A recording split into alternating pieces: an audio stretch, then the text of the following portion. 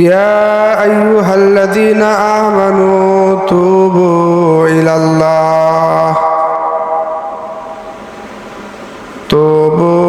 الله توبة نصوحا وقال النبي صلى الله عليه وسلم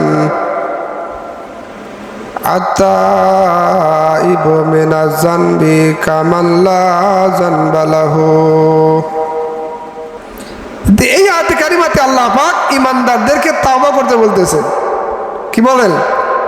ঈমানদারদেরকে তওবা করতে বলতেছেন। ইয়া আইয়ুহাল্লাযীনা আমানু তুবু ইলাল্লাহি তাওবাতান নাসুহা।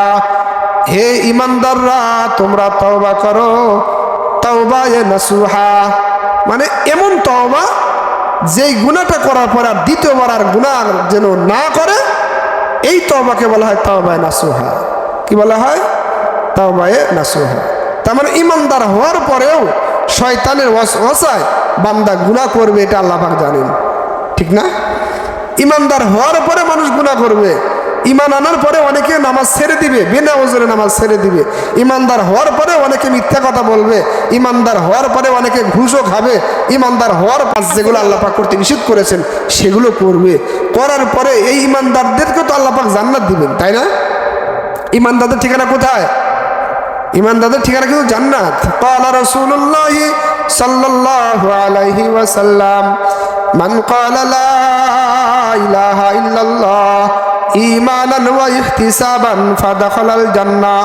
সরকারে দো আলম নবী জনাবে মুহাম্মদুর রাসূলুল্লাহ সাল্লাল্লাহু আলাইহি ওয়াসাল্লাম বলেন, যে ব্যক্তি ঈমানের সাথে ইয়াকিনের সাথে কালেমা তাওহীদ করবে, আল্লাহ ছাড়া কোনো মাবুদ নাই, আর আমি মুহাম্মদুর রাসূলুল্লাহ সাল্লাল্লাহু আলাইহি ওয়াসাল্লাম আল্লাহ পাকের বান্দা ও রাসূল, আমি আল্লাহর পয়গম্বর, তাদের জন্য ঘোষণা দিচ্ছি আল্লাহ পাক তাদেরকে জান্নাত দান করবে। সুবহানাল্লাহ ওয়া বিহামদিহি। তাই ঈমানদার জান্নাতে যাবে, কিন্তু জান্নাতের জন্য মরার পরেই যায়, কবরের জিন্দেগির জন্য জান্নাতের বাগান হয়, এই জন্য তাকে মুসলমান হইতে বলতেছেন। কথাটা বোঝেন নাই?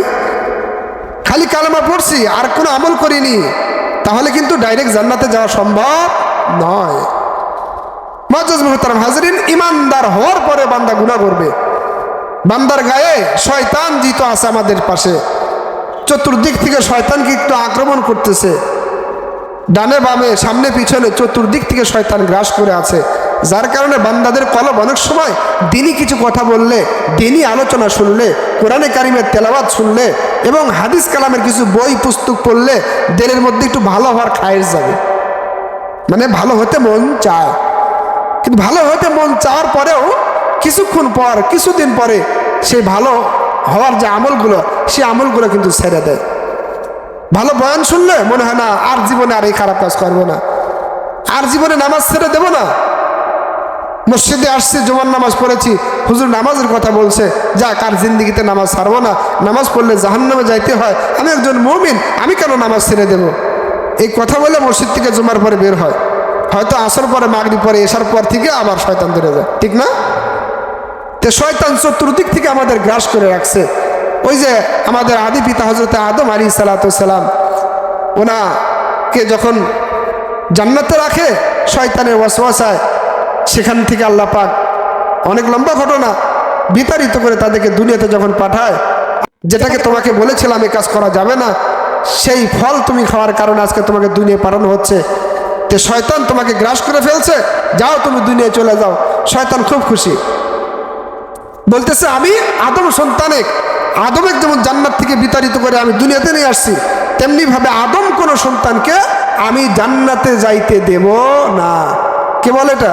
শয়তান বলে। আল্লাহ পাকে বলে, আল্লাহ আমাকে পাওয়ার দিতে হবে। কি পাওয়ার? বলে আমি চতুর্দিক থেকে আমি বান্দাদেরকে আক্রমণ করে গুনাহ তাদেরকে মধ্যে ঢোকা দিয়ে আমি তাদেরকে জাহান্নামে নিতে চাই, আমাকে চতুর্দিক থেকে আক্রমণের পারমিশন দিতে হবে। আমরা তো জানি দিক কয়টা? চারটা না? উত্তর, দক্ষিণ, পূর্ব, পশ্চিম। চতুর্দিক থেকে যদি আক্রমণ করে তাহলে তো জান্নাতে যাওয়া সম্ভব নয়, মানুষ গুনাহের মধ্যে লিপ্ত হবে। হযরত আদম আলাইহিস সালাম তিনি বেজার হয়ে গেছেন, কান্না অবস্থায় আল্লাহকে বলে, আল্লাহ চতুর্দিক থেকে যদি শয়তান আক্রমণ করে তাহলে কি আমরা জান্নাতে যাইতে পারবো, বা আমার সন্তানরা কি জান্নাতে যাইতে পারবে? তারা তো সকলেই জাহান্নামী হয়ে যাবে। আল্লাহ পাক বলেন, আদম তুমি চিন্তা করিও না, শয়তান দিক জানে 4টে, অথচ দিক হলো 6টা। কথা বুঝতে পারছেন? দিক কয়টা? 6টা। শয়তান ডান বাম, সামনে পিছন, তথা উত্তর দক্ষিণ পূর্ব পশ্চিম, এই চতুর্দিক থেকে আক্রমণ করবে। দিক আরো আছে 2টা, একটা হলো উপরে আর একটা হলো নিচে। সুবহানাল্লাহ বিহামদি। বান্দা গুনাহ করবে, আমার কদমে সেজদা দান করবে।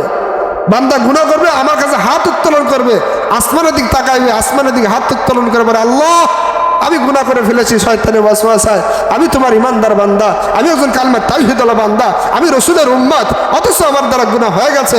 আল্লাহ আমার সব গুনাহ খাতাকে মাফ করে দাও। আল্লাহ তাআলা রসুল বলেন, আল্লাহ পাক বলেন, হে আদম, তোমার কোনো বান্দা, তোমার যদি কোনো আদম সন্তান যখন আমার কদমে সেজদা দান করে আসমানের দিক তাকায়, যখন আমার কাছে হাত উত্তোলন করবে, আল্লাহ আমি গুনাহ করে ফেলেছি, আমি বান্দার জীবনের সব গুনাহ খাতাকে আল্লাহ মাফ করে দেয়। সুবহানাল্লাহ বিহামদিহি। এই যে নামাজের মধ্যে সেজদা দান করি, দাম কিন্তু এই জন্যই বেশি। সেজদাটা আল্লাহ পাকের কাছে অনেক দাম। তার মানে কোন বান্দা যদি গুনাহ করে, সেজদায় লুটিয়ে পড়ে যদি কান্নাকাটি করে, আল্লাহ পাক এই কান্নাকে কখনো ফিরাইয়া দেয় না।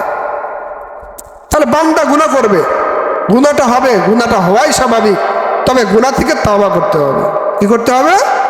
তওবা করতে হবে। এই তওবার আমলটা আল্লাহ পাক শিখান, ইয়া আইয়ুহাল্লাযীনা আমানু, হে ঈমানদাররা, তুবু ইলাল্লাহ, তুমি তওবা করো, তাওবাতুন নাসুহা, তাওবায়ে নাসুহা করো, একনিষ্ঠভাবে তওবা করো।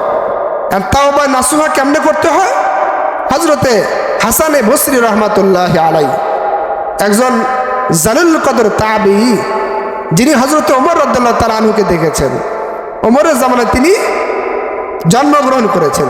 কে? হাসানে বসরি রাহমাতুল্লাহি আলাইহি। এবং তার শায়েখ হলেন খলিফাতুল মুসলিমিন হযরতে আলী রাদিয়াল্লাহু তাআলা আনহু। বলেন নবী সাল্লাল্লাহু আলাইহি ওয়াসাল্লাম, আনা মাদিনাতুল ইলমি ওয়া আলিউন বাবুহা। আল্লাহ রাসূল আলী রাদিয়াল্লাহু তাআলা আনহু সম্পর্কে বলেন, আমি হলাম ইলমের শহর, আর সেই শহরের দরজা হলেন হযরতে আলী রাদিয়াল্লাহু তাআলা আনহু। মারফতের শায়েখ, মারফতের শায়েখ কিন্তু হযরতে আলী রাদিয়াল্লাহু তাআলা আনহু, আর আলী রাদিয়াল্লাহু তাআলা শায়েখ হলেন হযরতে মুহাম্মদ রাসূলুল্লাহ সাল্লাল্লাহু আলাইহি ওয়াসাল্লাম। এই হাসান বসরি হলো হযরতে আলী রাদিয়াল্লাহু তাআলা আনহুর শিষ্য।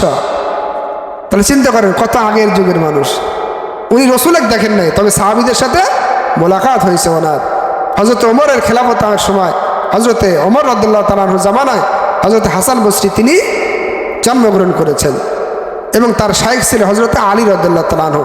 এই হাসানে বসরি রাহমাতুল্লাহ আলাইহি বলেন, তাওবায়ে নাসুহা হলো ওই আমল, মানুষ যখন গুনাহ করে আগ্রহ নিয়ে গুনাহ করে। কি নিয়ে আগ্রহ করে? মানুষ যখন গুনাহ করে, যে কোনো গুনাহ যখন করে, তখন আগ্রহ সহ গুনাহ করে। সেটা সুদ খাওয়াই হোক, অথবা ঘুষ খাওয়াই হোক, অথবা জেনাকারের কোনো কাজ হোক, অথবা বদ কোনো আমল হোক, বান্দা যখন গুনাহ করতে যায় তখন আগ্রহ নিয়ে গুনাহ করে। যার আগ্রহ নাই সে কিন্তু গুনাহ করে না, আগ্রহ নিয়ে গুনাহ করে।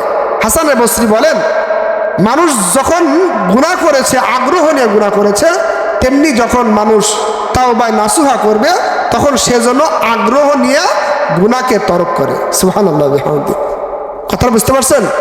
মানে আগ্রহ নিয়ে মানুষ যেমন শুরুতে গুনাহ করে ফেলেছে, তেমনি আগ্রহ নিয়েই গুনাহটাকে বর্জন করা। গুনাহকে কি করা? বর্জন করা। একদম সৎ জ্ঞানে একনিষ্ঠভাবে আমি আগে গুনাহ করে ফেলেছিলাম, আল্লাহ আমি সেই গুনাহ কখনো করব না, এমন আগ্রহ নিয়ে গুনাহকে তরক করার নামটাই হলো তাওবায়ে নাসুহা। সুবহানাল্লাহ বিহামদিহি। কি তাওবায়ে নাসুহা? এখন আমরা যারা গুনাহগার বান্দা, এই গুনাহটার জন্য আমাদের তাওবা করতে হবে। এই তাওবা করার জন্য শর্ত হলো 4টা। করা শর্ত 4টা। 4টে শর্তে আমরা তাওবা করব। আর এই 4টে শর্ত যার মধ্যে পাওয়া যাবে, আল্লাহ তাআলা এই বান্দার তাওবাকে কবুল করবেন। কি করবেন? তাওবাকে কবুল করবেন। আর এই তাওবাকে বলা হয় তাওবায়ে নাসুহা। এই 4টে শর্তের সাথে যে আল্লাহর বান্দা তওবা করবে, তাকে আল্লাহ তাবারাক ওয়া তাআলা 4টা পুরস্কার দান করবেন। সুবহানাল্লাহ। তাহলে শর্ত কয়টা? তওবার শর্ত 4টা। 1 নম্বর শর্ত হলো তাওবায়ে নাসুহার, যে আমি যে গুনাহটা করেছি সেই গুনাহ থেকে ফিরে আসা। আমি যতদিন বেঁচে থাকি এই গুনাহটার কখনো করব না। এক নম্বর শর্ত। এক নম্বর শর্ত হলো আমি যে গুনাহ করেছি এই গুনাহ থেকে ফিরে আসা, আর জীবনে ওই গুনাহটা আর কখনো করব না। কয় নম্বর হলো? এক নম্বর। দুই নম্বর হলো গুনাহ থেকে অনুতপ্ত হওয়া। কি হওয়া? গুনাহ থেকে অনুতপ্ত হওয়া। তাহলে এক নম্বর হলো যে আমি আমার দ্বারা যে গুনাহটা হয়েছে এই গুনাহটা আর কখনো করব না, গুনাহ থেকে ফিরে আসা। দুই নম্বর গুনাহ হয়ে যাওয়ার পরে এই গুনাহ থেকে অনুতপ্ত হওয়া। তিন নম্বর শর্ত হলো এই প্রতিজ্ঞা করা যে গুনাহটা আমি ইতিপূর্বে যা করেছি আর ফারদে আর গুনাহটা করব না। কটা গেল? তিনটে। চার নম্বর হলো তওবা করার। চতুর্থ নম্বর শর্ত হলো দুনিয়াতে এমন কিছু কাজ আছে, দুনিয়াতে এমন কিছু পাওনা আছে যেই পাওনাটা বান্দা মাফ না করলে আল্লাহ পাকও মাফ করেন না। সেটা হলো বান্দাদের হক। কার হক? বান্দাদের হক। তাহলে কোন আল্লাহর বান্দা যদি তওবা করতে চায় তাহলে সেই বান্দাটা চতুর্থ নম্বর শর্ত হলো বান্দার হকটা আদায় করা।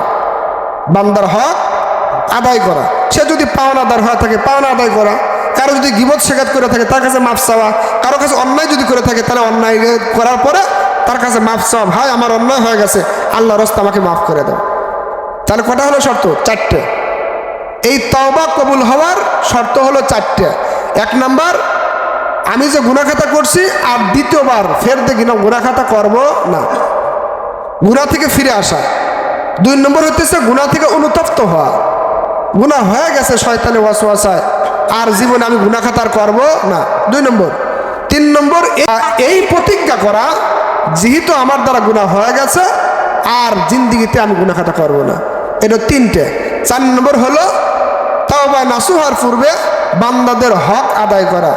বান্দাদের হক মানে বান্দাদের থেকে যদি কোনো পাওনা দেওয়ানা থেকে থাকে অথবা কারোর সাথে যদি মনোমালিন্য, কারোর সাথে যদি কোনো খারাপ ব্যবহার যদি কোনো বান্দা করে থাকে তাহলে তার কাছে মাফ চাওয়া। বান্দা আমি তোমার কাছে অন্যায় করছি, তোমার সাথে খারাপ ব্যবহার করছি, আল্লাহর রাস্তায় আমাকে মাফ করে দাও। এই চারটে শরায়াতের সাথে যদি কোনো আল্লাহর বান্দা তওবা করে আল্লাহ তাআলা রসুল বলেন এই বান্দাকে চারটে পুরস্কার দেওয়া হবে।